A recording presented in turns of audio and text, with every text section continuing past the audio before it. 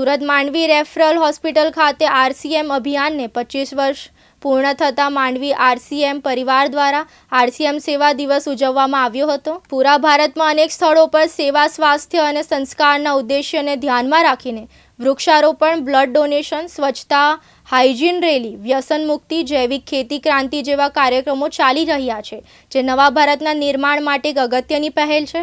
તે અનુસંધાનમાં આજ રોજ માંડવી આરસીએમ પરિવાર દ્વારા આરસીએમ સેવા પ્રવૃત્તિના ભાગરૂપે મહારક્તદાન કેમ્પનું આયોજન કરવામાં આવ્યું।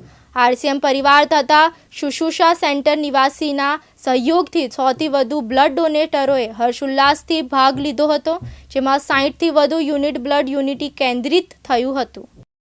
મારું નામ જયપ્રકાશ રામજીભાઈ ચૌધરી, આરસીએમ પરિવાર માંડવી।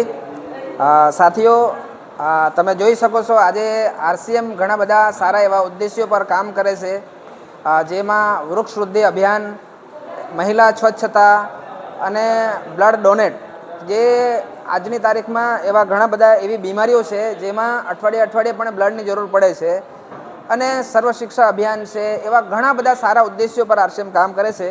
જ્યારે આજે અમે અહીં આરસીએમને 25 વર્ષ, આ અભિયાનને 25 વર્ષ પૂરા થાય છે, ત્યારે અમે આરસીએમ પરિવાર માંડવી તરફથી આજે માંડવી સરકારી દવાખાને અમે આજે બ્લડ ડોનેટ, જે સમાજ ઉપયોગી સેવા થાય એના માટે અમે આજે બ્લડ ડોનેટનું આયોજન કર્યું છે। અને એમાં ઉત્સાહભર આરસીએમ પરિવારના જે સાથીઓ છે એ બધા આજે ઉત્સાહ સાથે અલગ અલગ, કોઈ ઉમરપાડાથી છે, કોઈ જંખવાવથી છે, કોઈ માંડવીથી છે, કોઈ અરેઠથી છે, અલગ અલગ જગ્યાએથી બધા આવીને પોતપોતાનું યોગદાન આપી રહ્યા છે। તો પૂરા આરસીએમ પરિવારનું હું ધન્યવાદ કરું છું, અને આ એક સેવાના કાર્યો છે એ અવિરત ચાલુ રહેશે। ખૂબ ખૂબ ધન્યવાદ। જય આરસીએમ।